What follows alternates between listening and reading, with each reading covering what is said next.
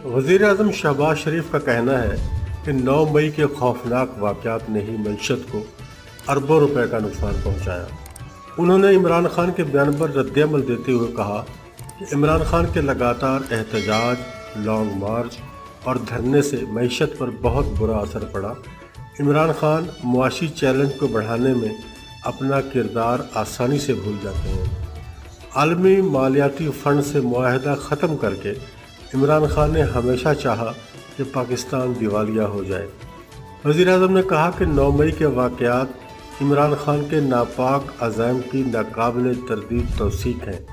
इमरान खान के बेशुमार corruption cases in सब के अलावा हैं। हमें मुआशी चैलेंजेस का सामना है, लेकिन हम तबाही के दहाने से हट चुके हैं।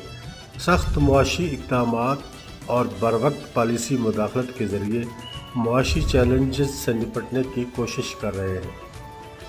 दूसरी जानिब साबिक़ वज़ीर ख़जाना मिफ्ताह इस्माइल ने भी पाकिस्तान के डिफ़ॉल्ट होने का ख़दशा ज़ाहिर कर दिया है। उन्होंने कहा कि वो मुल्क को डिफ़ॉल्ट से बचाने के लिए वाहिद तरीका IMF है। हम 2-4 माह मईशत को खींच सकते हैं, लेकिन IMF के पास जाना होगा। उन्होंने कहा कि आलमी मार्केट में पाकिस्तान का बॉन्ड डिस्काउंट पर ट्रेड हो रहा है।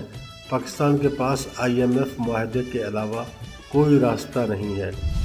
जून में IMF मुआहदा ख़त्म हो जाएगा तो डिफ़ॉल्ट का ख़तरा बढ़ जाएगा।